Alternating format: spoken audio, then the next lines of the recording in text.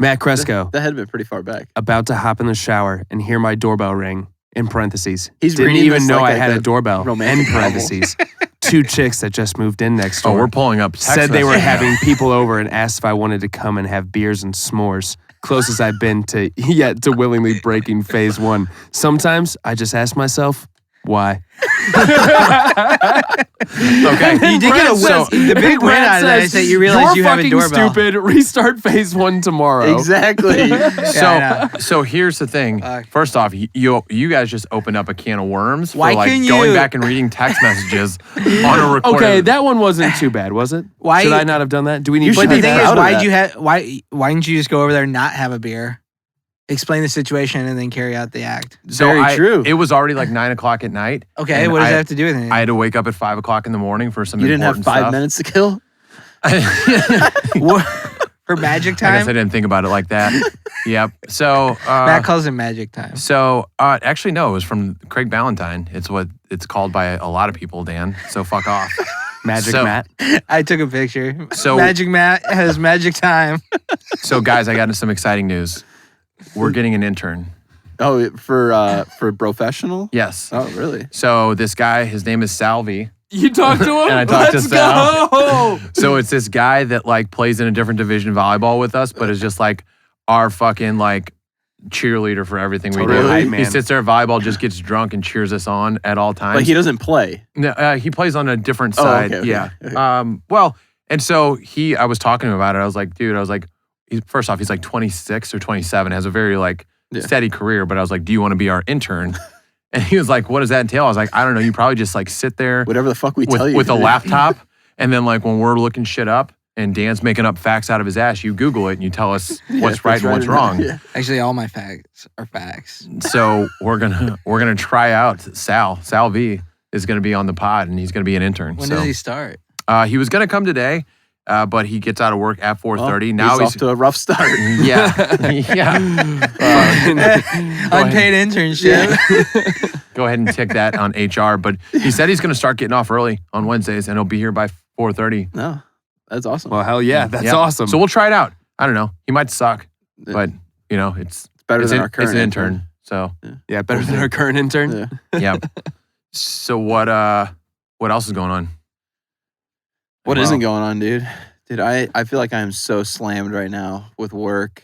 Like November's a crazy month just because of Thanksgiving. I go out to California twice. Our last race, like I guess Midwest, is this weekend. So I got that going on. I had 2 projects I had to deliver by November 1st. I have 3 big projects I have to deliver by November 30th. And I'm like, it's all kind of coming down in a hurry and there's not a lot of time. So Yeah. then some other stuff I don't really kind of want to delve into on the pod, but some exciting stuff for my future potentially. Oh yeah. So we'll see what Yeah. happens Got that text. You want me to read it out loud on air? Yeah. I have to be really careful now because I feel like Matt's going to go back and say, I have all right, nothing here's what Bob to said. hide. You have nothing to hide? Speaking of text messages, I sent this to you guys yesterday and nobody really responded on it. What was it? It was how come chicks can sit there and like send each other like revealing photos, be like, oh, what do you think? You know, oh, I just got a boob job, blah, blah, blah. I send one dick pic to Dan and it's considered fucking gay. So I don't Did think someone call you gay? I'm just saying, like society anybody- would call me gay. Oh, society would call When you you sent me that dick pic, I did not say it was gay. Okay. I didn't know what it was. I mean, I didn't know homo it. That's what I was like a little weird about, but Not that there's anything wrong with that. no, there's nothing wrong. nothing with it at wrong all. with all. Yeah. No, so there's nothing wrong with it. It's just the fact of being homosexual or not by Yes. sending a friend that. Yeah, what's the hypocrisy of it? How come dudes aren't allowed to do that? I think bros, send your dick pics. Send everyone listening out there, all 50 of you, if you're listening to this, Hold on, let me get you guys a phone number. send your best buddy a pic of your dick. 314-800. Oh God. You can guess the last 4. Yeah, guys, don't be afraid to send dick pics to your buddies. That's the Especially moral if- of Hey, the does this story. look okay? What if there was something like on it and you're like, dude, what the fuck's going on here? Do you guys Then- ever Text watch Matt, the he'll case. know. That wasn't the Then case. don't. Did you Send guys that ever one. watch Blue Mountain State? I that watched show some on of that. Spike That's TV? Yeah, that's a No. good Oh, one. there's a whole episode about taking the perfect dick pic. Gotta get that angle. Yeah, Really? Yeah. that angle for like full picture, not just the dick. You gotta. I would do you gotta panoramic, include the makes it look scenery. bigger. Yeah. So I gave Matt some shit on the old like lighting thing one time. He's like, put this in your spank bank. That was his, and he sent me a picture of him shirtless. You're joking. No, yeah, he really did. He really did. He goes, put How this recent in. was this? He took a picture of him shirtless. He says, put this in your spank bank. He did. He can't deny it. And I go, bro, that's just the lighting. And So a little context around this. there's no context. There's no context. I looked fucking good. See, listen, if you can send a dick pic to your boys and it be all good, you can send a shirtless pic. Tell them to put it in their spank bank.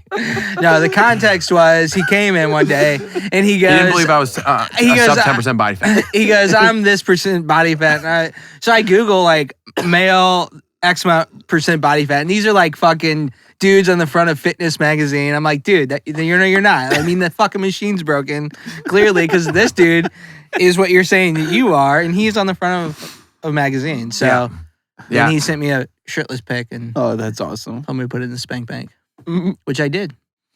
Great. Anything else, guys? I have something business related ish that I think is pretty interesting. So Zillow reported their earnings yesterday. So you would think like houses have been selling like fucking crazy. They started buying up houses to flip and resale, and their earnings came back with a loss of like $550 million. So And how? basically they say that From they, their buying and selling? from buying and trying to flip them. Yeah. So what they basically, the CEO came out and said is that they don't feel like their pricing model is good enough to determine home values. It says, I mean, that's the thing. good to know. So when I worked corporate, before I started my business, there was a division that was an appraisal management company. What they would do is they would look at appraisals and make sure that they check out. Yeah. And so anybody that was using Zillow values was fucking high, is what they would say, but Zillow was probably buying based off of their Z estimate or whatever, Yeah. which is wrong. Mhm. By like, my house, it was 20K off or whatever whenever we got appraised. So interesting that they're probably buying. Yeah. They're probably buying for market value and then trying to sell for Yeah, profit. It's not exactly. working. so to go off that, it says that they're actually like shutting down the home buying unit.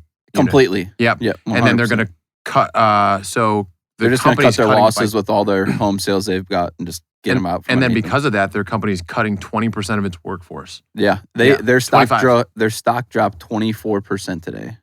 Wow. So a quarter of their value That's super in interesting. 1 day. That's incredible for a company that's just like known for real estate. And for me, obviously, Synonymous with it. you're looking for another rental property. Dan just bought a house. I'm looking for a house, and I'm sitting here thinking like, if Zillow, Oh my God. Fuck. Colin? God Jesus. damn. and I heard that shit typing earlier, and I'm like, dude, you better turn that off. I thought in my head. Oh, me? All right. Okay, no. So there's at least 3 of us. Bobby's probably. Oh yeah, you're looking for a Yep. rental deal too.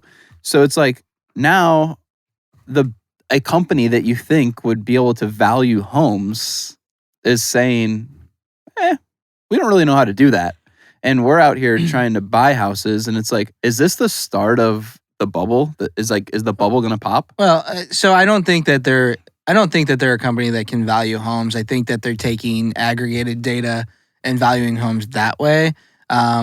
Plus, based off of, hey, home values overall, sold values have increased by X amount of percent. So they're probably taking what the whole house sold last time around, plus some aggregated data of home sales nearby, and then throwing out a number, which isn't always accurate. I think that their model really isn't that. So it's hard to It's just to interesting say that 'cause they can do that. Very the amount interesting. of data that they must see compared to what we see has got to be so much more.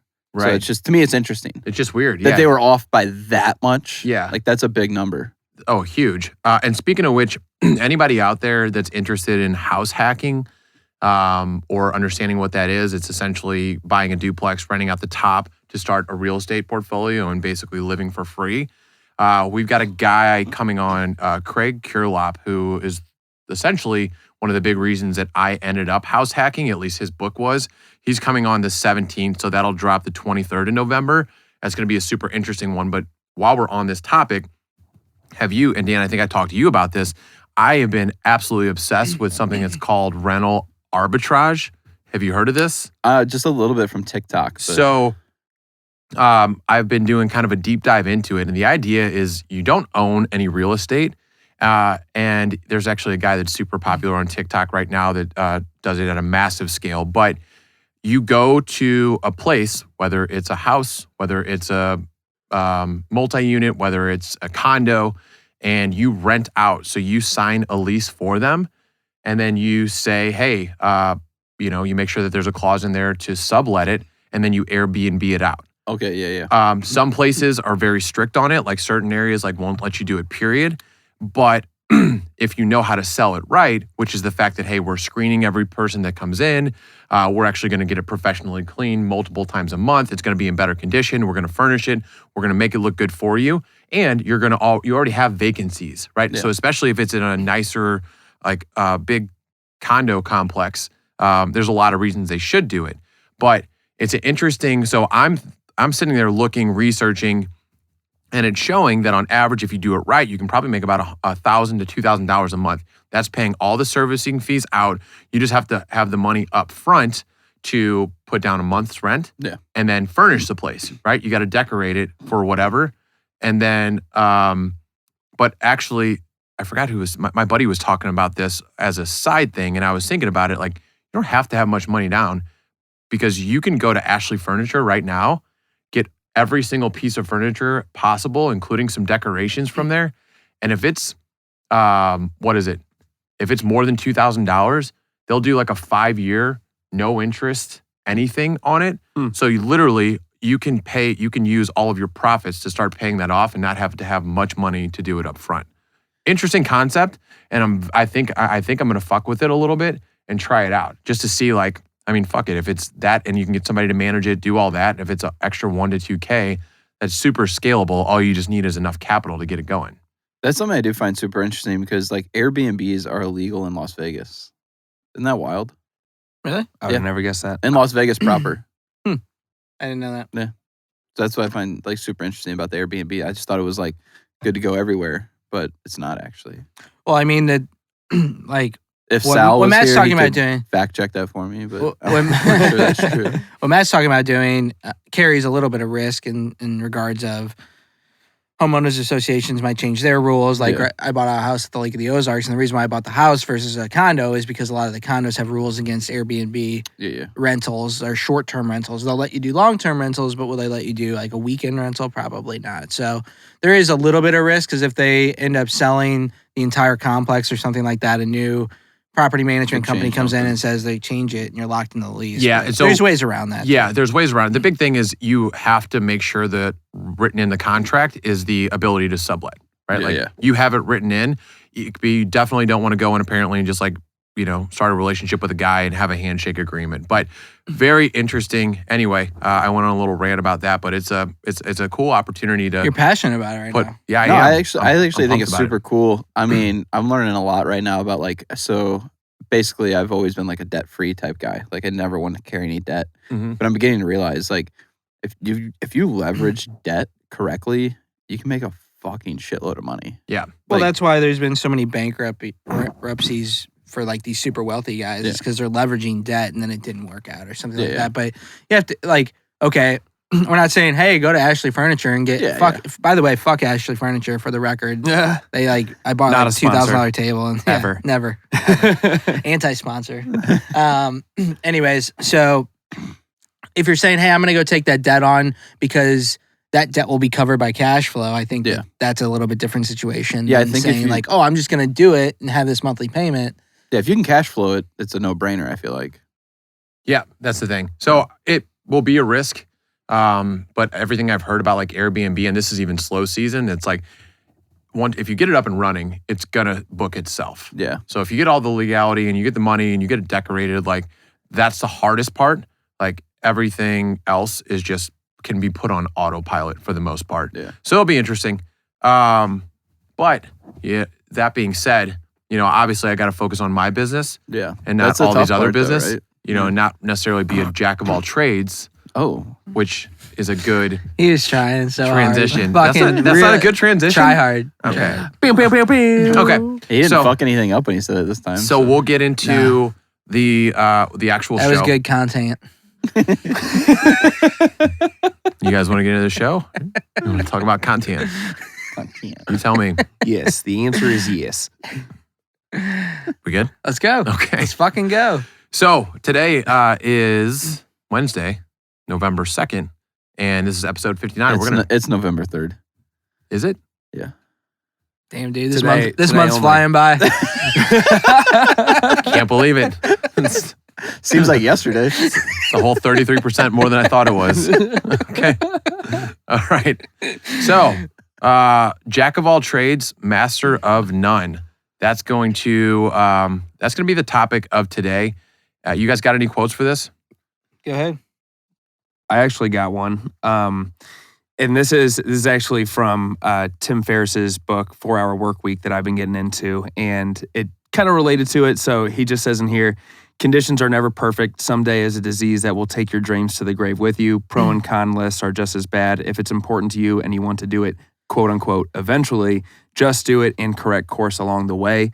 I have kind of like an interesting thought on this because I watched some TEDx video or TED Talks today about the jack of all trades, master of none. And there were some interesting concepts on all sides. And whenever I just read this, it just made me think, especially with over this last year, like you just got to go do some shit eventually instead of just focusing on only one thing. I do think you have to focus on multiple things, but you have to figure out, okay, what do you really want to be good at? So I just like that quote, especially reading that book right now. Yeah, and to talk about Tim Ferriss, like he's one where it's, master of one thing for a year, you can be in top 5% of anything in the world with 1 year of dedicated focus of trying to be a master at one thing. So I think that's super interesting. It is. Tim Ferriss, like the professional development Swiss Army knife, essentially, because he's done so much shit. So my quote is, jack of all trades, master of none, though often better than master of none. Did you? Is that the one you were going to use? Well, so I was actually gonna say my quote is jack of all trades but master of none, and then stop and let you guys laugh it off for a second. Good one, Dan. But then I was gonna bring up that as well. So go ahead. I'll let you say your piece. I was gonna say not many people say the rest of that quote. Right. So I do believe that because this episode is called Jack of All Trades, Master of None, and we're going to get into both sides of it, though. And I think that there are benefits to be able to, have different industries and areas that you can focus on, especially when we're talking about creating multiple streams of income. Yeah, and mine kind of leads a little bit that way too. I'm not a jack of all trades. I'm a master of many. I don't feel there is anything I can't do if I want to. By the great Evel Knievel. Ooh. Nice. And that goes with the 5%. Like if you want to do something, go fucking do it. Yeah. Do it well. Put some focus into it. But like Tim Ferriss has been able to win ballroom dancing and fucking karate competitions or something. And he got fucking COVID, baby. Got it last week. He'd been trying to avoid it this whole time, and he got it. Tim Ferriss? Yeah. Yeah. But let me speak to this real quick. So when it says, but oftentimes, what am I fucking saying? I don't know. Oftentimes Often. better than a master of one. Like that piece of the quote, I think is important to look at because the oftentimes would be, let's say you get really fucking good at something and then that one thing becomes antiquated, right? Yeah. Like that skill set is no longer valuable. Like that probably like a happens. blacksmith or something, you know what I mean? Like, It happens. it gets antiquated and so you lose that value. And if you're not searching for those other things to do and get good at and to add to your, skill set, I think that's where that. We might be on the flip side of this, right? I mean, we're obviously going to talk about, let's just roll with this, right? Like, why is it a good thing to have different things that you can specialize in? And I think one of those reasons is if you look at people that have one career path, right? And this is always people that mostly in the corporate world, they're a staff accountant, and they're a senior accountant, and then they're a controller or whatever, junior controller, whatever the fuck that title is. And then all of a sudden they want to make industry shift. Then all of a sudden they want to do something else. It's really difficult when you get down in your career if you've only been doing one thing to shift in that career. And I've talked to multiple people who have done it. And the way to do it is to take a pay cut and start from the bottom in that career. So I don't really know how you navigate that in the corporate world, but I figured I mean, throw it out there. I feel like that is a tricky deal in the corporate world because I feel like you have those guys that are employees that are like they do everything, kind of run around. They're a sales guy, but they're also fixing something over here, and then they feel like their value is higher because of that. But at the end of the day, like, say you're a sales guy doing all these things. Oh, well, sorry, you didn't hit your sales numbers. So we can't give you that raise, even though you bust your ass doing all these other things. So it is a tricky position for an employee. Well, let's say you're an accountant, right? And then you're going to pigeonhole yourself into the accounting path. Okay, so now you can grow up and be a CFO or something like that. But let's say you were the accountant, and then you wanted to help with being integrated or the integration with the accounting software that's coming on board with your corporation. And then from there, now you know that piece, and now you know the system a little bit better. And now you could either go the accounting path, or you can become an integration specialist. You know what I mean? So there's always those opportunities where, you have this thing that you're a master of, but there's always opportunities that pop up where you could put your hand in there and learn something new, and that's going to add value to you long term. 100%. So what are the disadvantages of having your eggs in too many baskets? So I was going to, the way I look at it is, if I'm going to hire a contractor, right? Am I going to hire Joe Schmo who can do it all? Or am I going to hire a plumber to come in and plumb my whole fucking house? Like a actual plumber that knows what the fuck they're doing. Or Joe Schmo that can do drywall, plumbing, roofing, decking. You know what I mean? So it's like, that in that case, you're kind of like, I really want a specialist. And so your value is much higher, I think, whenever, or you're highly desired whenever you have people that need that skill set or I agree. Look at our world, right? For recruiting, you can go to somebody that's a specialist in recruiting, or you can go to somebody that's a generalist. And if I'm looking for somebody in the mortgage world, and I need somebody yesterday in the mortgage world, and I've got a guy that does 10 different industries, and I've got Dan Greiner, who is quoted as one of the top mortgage recruiters in the country. Quoted by Matt Christie. Which guy am I going to go to? I'm going to the fucking specialist, right? Yeah, I got some good stories. And he lasts 45 minutes. So the interesting part, though, that I think, like, as business owners, when you're developing your business, though, you do have to be a jack of all trades, because you don't have that capital or the overhead to employ somebody to be a specialist at this or at that. So I think that it should. I think a lot of entrepreneurs or very successful business owners kind of are a jack of all trades. Obviously, probably their best trait is managing or leading, but you have to know the ins and outs of every part of your business, I think, in order to be successful. So I think I feel like I'm kind of a jack of all trades. I wouldn't say I'm a master of none. I think there's some that I'm really good at, but I hope that as I grow my business, as I start new businesses, I'm able to kind of focus in on what's going to make me the most money, if that makes sense. No, and Hunter, did you want to say something? No, you're good. Go for it. Yeah, I was just going to say, I think that's a really good point, because starting out as a business owner, you have to wear every fucking hat that there is. So you have to do a little bit of accounting. You know, you have to do the IT side of it and manage the website and all the bullshit, which realistically, I think that's what makes business owners and like self-employed people like incredibly unique, because that is it's the shittiest time when you have to do everything and you can't focus on what you're really good at or growing the business or doing anything else. But having that experience, I believe, is also the thing that makes you successful down the road, because you understand the different areas of the business. Yes, for sure. And I feel that a lot right now with the current position that I'm in with Aflac, as far as, I mean, I have someone that I've hired. I told you guys this. They start on Monday, which is a massive, it's going to be a massive win for me, being able to focus on the stuff that I need to, because there is so much that I've had to do over the last 4 months that is way below what I'm worth as far as and a business owner within Aflac. So having that person on here, what I did is I took and I listed out on a Word document every single thing that I do as a regional sales coordinator with them, everything to like literally entering in leads for people that I'm contacting via Indeed and then updating those leads. So whenever I have this person that comes on board, it's also nice whenever as entrepreneurs you do hire someone, because you're not asking anyone to do anything that you haven't already done and that you know how to do. Mhm. So it becomes really easy to say, hey, here's what we expect of you, and here, let me teach you how to do it, and be able to show them what that looks like. So putting those things into those buckets for me of, like, I have 3 buckets of things that are going to make me really, really good at my job. I have to acquire quality talent, I have to develop leaders, and I have to manage our existing book. And I'm going to only focus on 3 things in each category that are really going to grow the business. Everything else is stuff that someone else should be doing. Yep. So you need to be able to be good at all of that stuff, but at the end of the day, we have to figure out how to delegate that to other people. Yeah, and I just actually bought a book. It wasn't really a book. It's a Harvard Business Review, like best of 2020 on management strategies.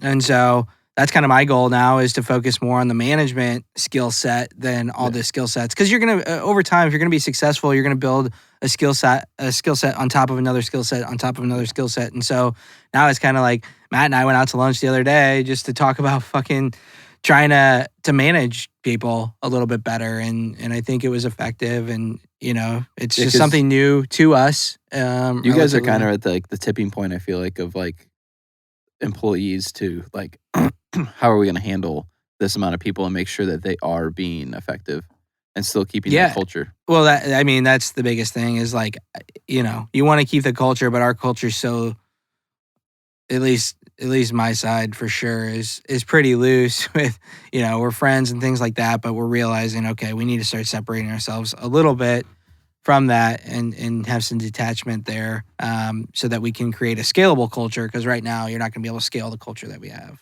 at the end of the day. I can't wait till you guys are like as big as Google and you have like chefs. Yeah, that's in like 40 employees. Yeah, I'll have a chef. Okay. Dan will still go out to eat for lunch. I was thinking about it. I think I'm going to have a chef, and then I'm also going to have, one of my perks for my employees is going to be, we're going to have a full-time house cleaner that will go like from house to house to house and clean everybody's homes that works at That probably the wouldn't be that company. expensive either. No, that's a good perk, right? That's a pretty sweet benefit. I'll hook you up with my Airbnb guy. Get you a discount rate. He walks around shirtless though. I put it in my He has to spank be bank. under 10% body fat for sure. Yeah, so it is an interesting dynamic because it's very easy to argue for both sides, right? So in what circumstances are you putting too many eggs in too many baskets, right? It goes back to the one thing. And then in what circumstances are you just too singularly focused? Well, I guess you can't be, right? Well, I think the problem is there's people, probably more so employees, that they zone in and say, this is what I'm doing, this is what I was hired for, and I'm not doing anything fucking else. So if you go to approach them to do something, they have no desire to learn that other skill. Yeah. And that's it. Like they're fucking really, really good at that.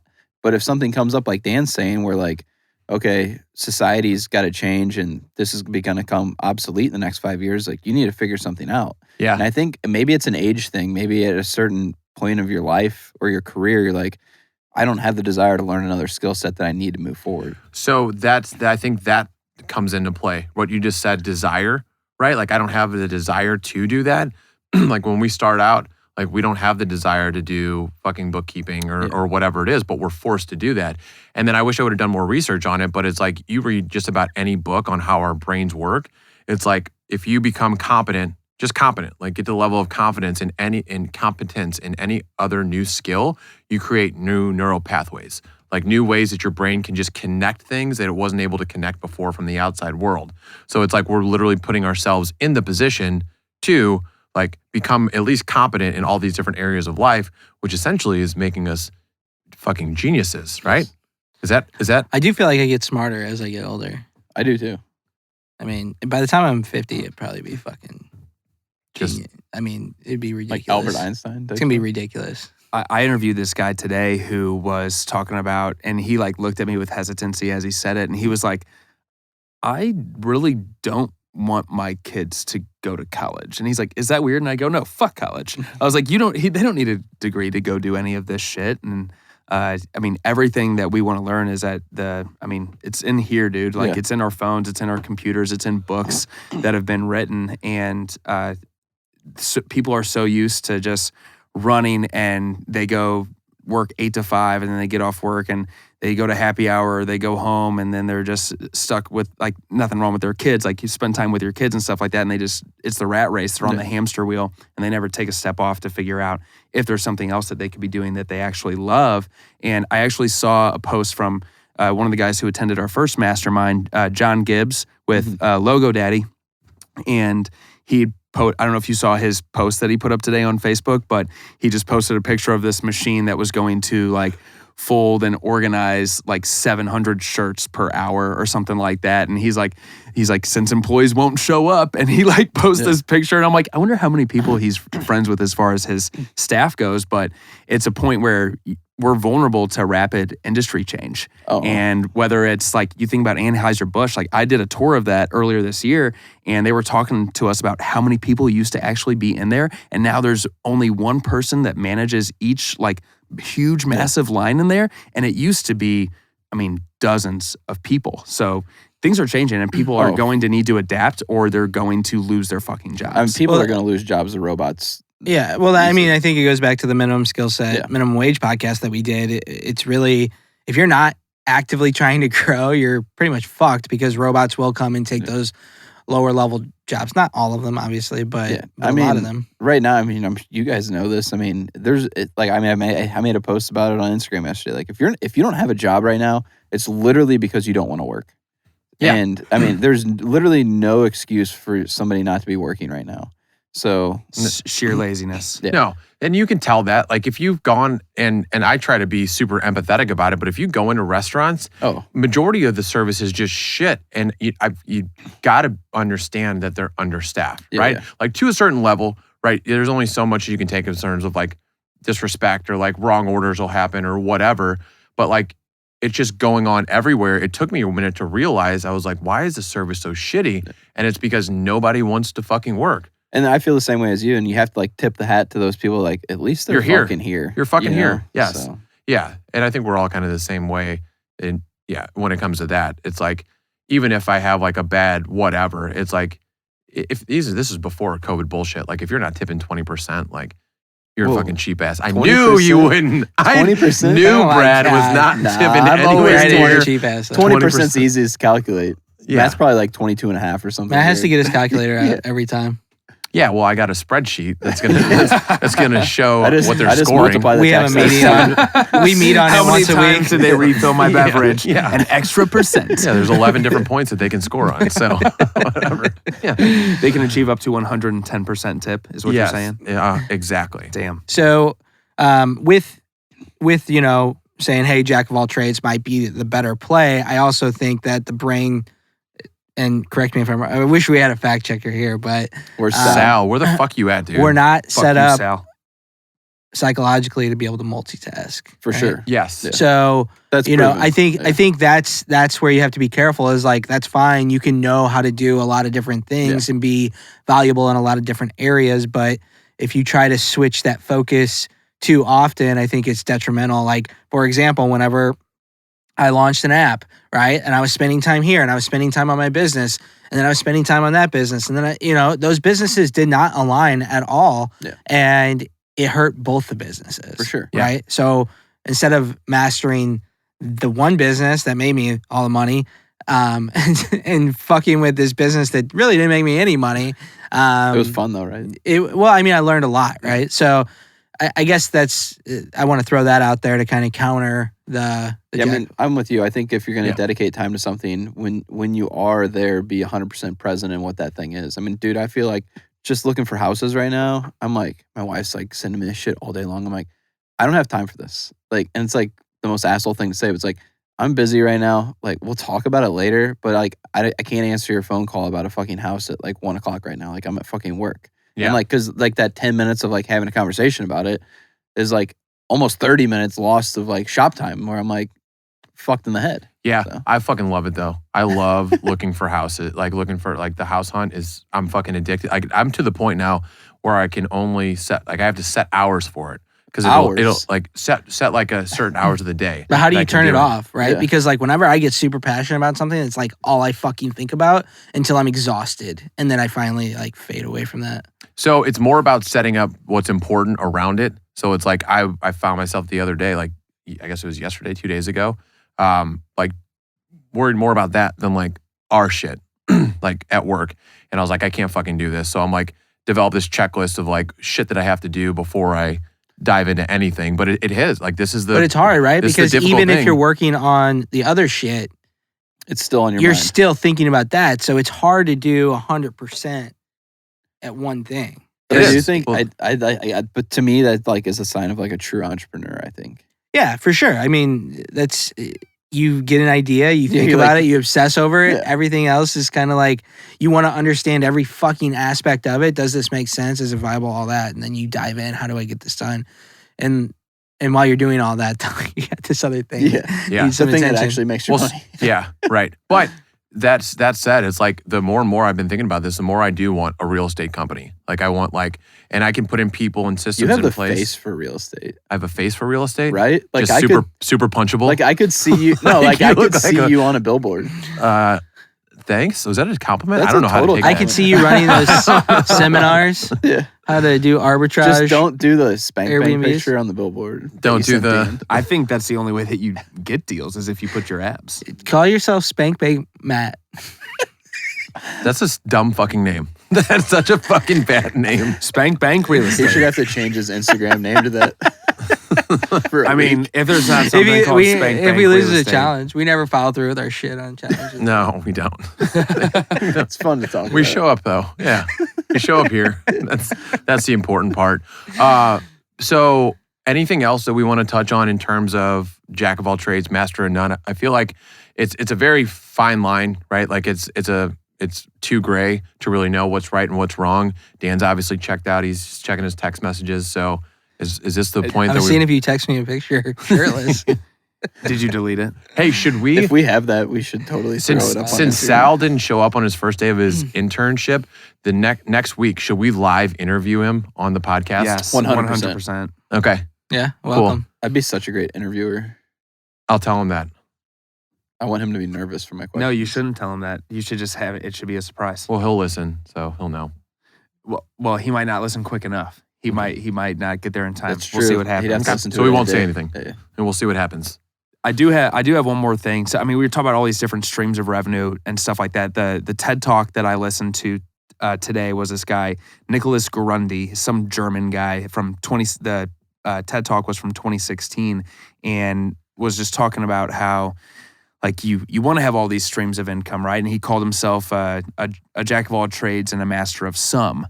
And with the idea being that if you have these multiple streams of revenue, if they can be intertwined in some way, like Dan, like you were saying, like your streams of revenue, like the app might not have aligned with your other jobs, so they didn't like feed into each other. So if you can find something that's feeding into like each thing, like maybe from a recruiting standpoint, maybe you're doing something more with mortgage. I don't know exactly what that would look like for you guys, but some sort of other industries that kind of feed into each other would be a good idea. Plus, if you take something like COVID, let's say you have someone who's like a restaurant owner and they also have a construction company, and then they have, let's say, just 3 other businesses that all feed into each other.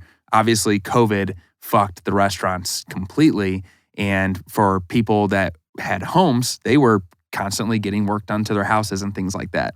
If you have 5 different streams of income, something like COVID happens, you lose one of those businesses, all right, you're back to 80%. You can build that up a lot easier than these people who have a job where their department goes bankrupt, or you have, whether it was a restaurant or let's say even a department head of some sort of company that thrives off of face-to-face interaction. They can't do anything virtual.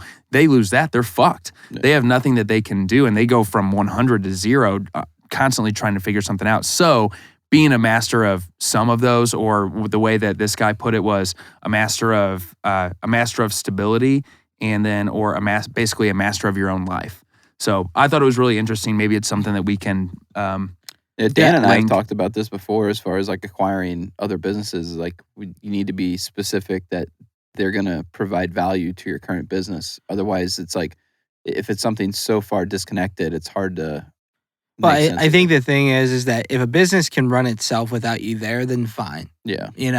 Otherwise, I mean, the most amazing entrepreneur to me is Elon Musk, because he runs like fucking 5 companies that are all not related, but he does have people in place that can run those companies, but if you look at Andy Frisella, his core business was, I'm gonna have the supplement superstores, right? And then from there, I now have distribution, so I'm gonna start creating supplements and then putting that inside my stores. So that was aligned with his business. Then I'm gonna start creating apparel or whatever.